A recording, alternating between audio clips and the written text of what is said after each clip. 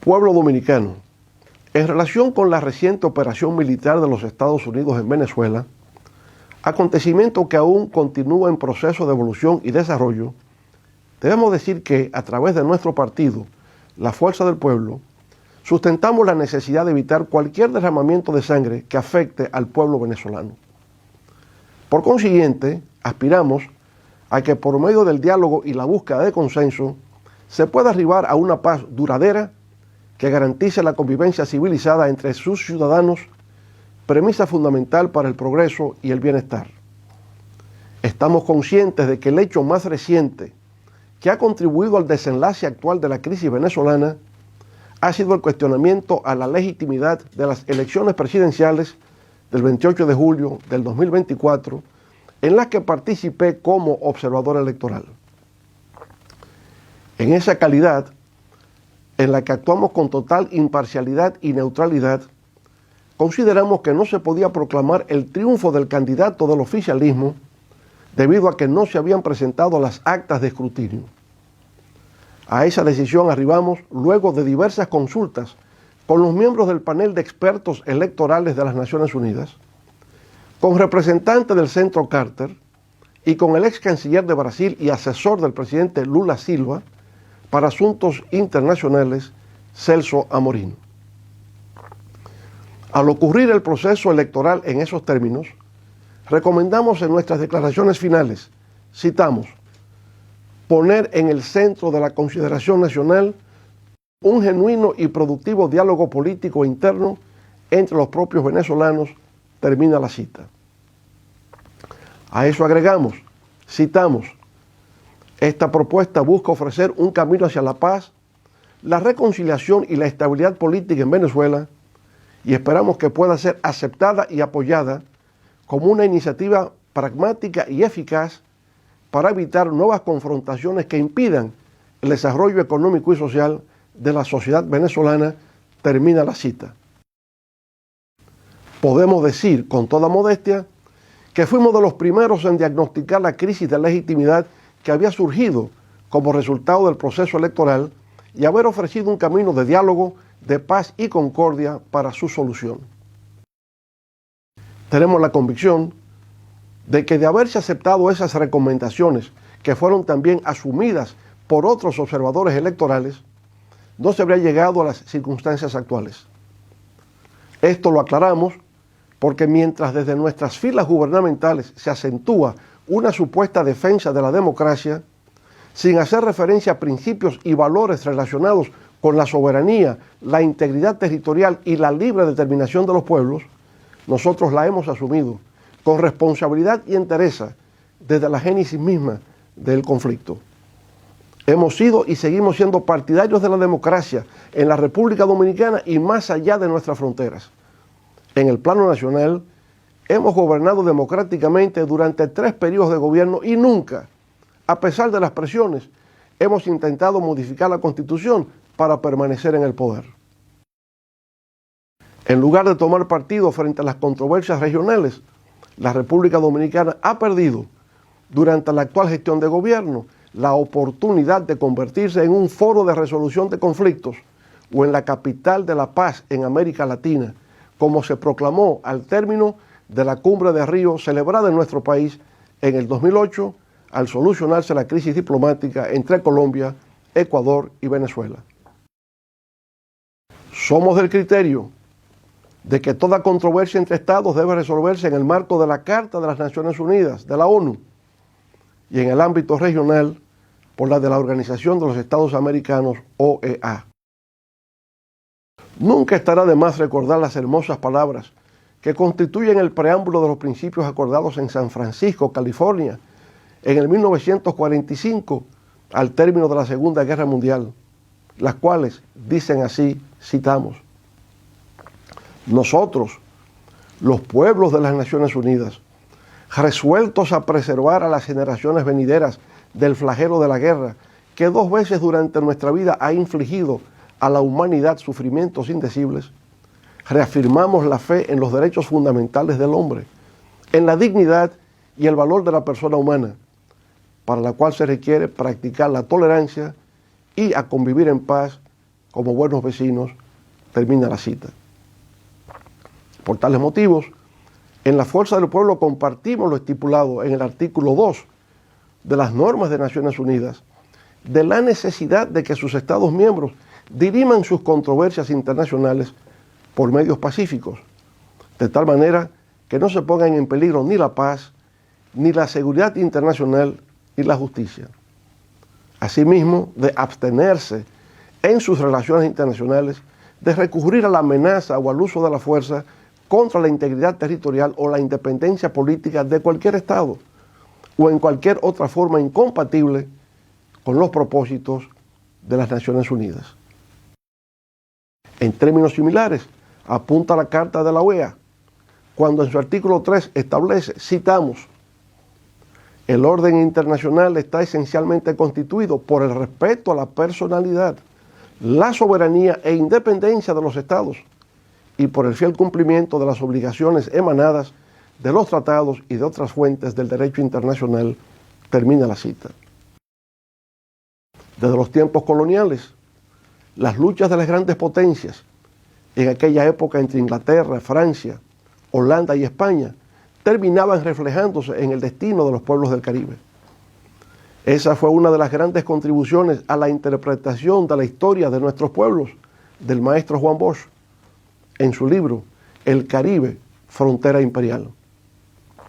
Ahora, las tensiones políticas internacionales, con el surgimiento de nuevas potencias, amenazan nuevamente el porvenir de nuestras naciones. América Latina y el Caribe son reconocidos internacionalmente como zona de paz. Y no deseamos que las turbulencias actuales que desestabilizan otras áreas del mundo vuelvan a enseñorearse en nuestro horizonte. Al hacer referencia sobre lo acontecido en la patria de Simón Bolívar, su santidad, el Papa León XIV, expresó su preocupación por la evolución de la crisis y manifestó su deseo de que la situación derive en un futuro sereno de colaboración, estabilidad y concordia, con especial atención a los más pobres. Instó también el Santo Padre a superar la violencia y a emprender caminos de justicia y paz, al tiempo de reclamar respeto a la soberanía de Venezuela, al Estado de Derecho y a los derechos humanos en todos y cada uno. Por su parte, el secretario general de las Naciones Unidas, Antonio Guterres, en declaraciones ofrecidas ante el Consejo de Seguridad, por medio de la Secretaría General Adjunta para Asuntos Políticos y de Mantenimiento de Paz, representada por Rosemary DiCarlo, sostuvo, citamos, me preocupa profundamente la posible intensificación de la inestabilidad en el país, el impacto potencial en la región y el precedente que pueda sentar sobre cómo se conducen las relaciones entre los estados. A eso agregó, citamos, he subrayado constantemente la necesidad imperativa de que todos respeten plenamente el derecho internacional, incluida la Carta de las Naciones Unidas, que consagra la prohibición de la amenaza o el uso de la fuerza contra la integridad territorial o la independencia política de cualquier Estado, termina la cita. En su comunicado en relación con la situación en Venezuela, el Ministerio de Exteriores del Reino de España, en coordinación con sus socios de la Unión Europea, hizo un llamamiento a la desescalada y a la moderación, y actuar siempre con respeto al derecho internacional y a los principios de la Carta de la ONU. Pero en la misma sesión del Consejo de Seguridad, celebrada el 5 de enero de este año, 2026, varios países de la región expresaron sus puntos de vista en torno a la actualidad venezolana.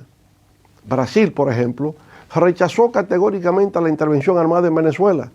a la que calificó de flagrante violación de la Carta de las Naciones Unidas,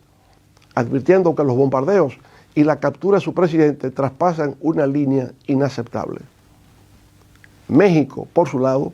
condenó la acción militar estadounidense al considerarla una violación del artículo 2 de la Carta de las Naciones Unidas y un golpe al multilateralismo. Subrayó la prohibición del uso o la amenaza de la fuerza, que constituye un principio fundamental del derecho internacional. Y recordó que corresponde a los pueblos decidir su propio destino mediante soluciones pacíficas, democráticas y negociadas. Chile también reafirmó el compromiso de su país con la soberanía, la integridad territorial, la solución pacífica de las controversias y la prohibición del uso de la fuerza, principios fundamentales para la paz y la seguridad internacionales. Panamá, igualmente, al expresar su preocupación por la situación y su posible impacto en la paz y la estabilidad regional, llamó a centrar los esfuerzos internacionales en una salida democrática y pacífica. Así también se expresaron otras delegaciones, aunque preciso es reconocer que entre los países latinoamericanos miembros no permanentes del Consejo no hubo unanimidad. Desde el 2002, la crisis venezolana ha pasado por distintas etapas, lo que no ha permitido la convivencia democrática entre sus ciudadanos. Muchos de ellos inclusive han tenido lamentablemente que trillar los caminos del exilio. Desde esa época, hace 24 años, hemos estado presentes haciendo el esfuerzo, desde nuestras humildes posibilidades, por contribuir a la paz y a la democracia en ese hermano país. Primero, a solicitud del Centro Carter, cuando se nos planteó participar como mediador para superar las confrontaciones entre gobierno y oposición. Luego, en el 2015, cuando nos correspondió encabezar la observación electoral organizada por UNASUR, en que salió triunfante la Mesa de la Unidad Democrática, la MUD, con 112 de los 167 diputados de la Asamblea Nacional. Posteriormente, otra vez en nuestro rol de mediación en la crisis del 2017, junto a un representante del Papa Francisco, y nuevamente como observador electoral en el certamen del 2024, invitado por el órgano electoral en consenso con la oposición y el oficialismo. Así pues, durante casi un cuarto de siglo, nuestro papel en Venezuela ha sido el de alguien que, en comunicación con el gobierno y los distintos grupos de oposición, ha actuado siempre de manera desinteresada en favor de la paz, la concordia y la democracia del pueblo venezolano. De eso podemos decir que nos sentimos profundamente orgullosos, pues ha sido también una forma simple y sencilla, pero honesta y profunda, de contribuir a devolverle a Venezuela todo lo que ese país ha contribuido con nuestra República Dominicana, a recibir en su tierra a nuestro padre fundador Juan Pablo Duarte y apoyar a los líderes del exilio en sus luchas por derrocar la dictadura de Rafael Leónidas Trujillo. El drama de Venezuela sigue en una diaria evolución, razón por la cual desde la Fuerza del Pueblo hacemos un llamado a la sensatez, a la tolerancia y al diálogo, para que entre todos los miembros de la familia del pueblo venezolano vuelva a resplandecer la llama de la libertad, la justicia y la democracia. Mientras tanto, aquí en nuestro país, la República Dominicana, esperamos que en este año 2026 el pueblo dominicano disfrute de progreso y prosperidad y que el gobierno pueda enfrentar con eficacia, entre otros, los graves problemas del alto costo de la vida, el deterioro de los servicios públicos y la inseguridad ciudadana. Muchas gracias.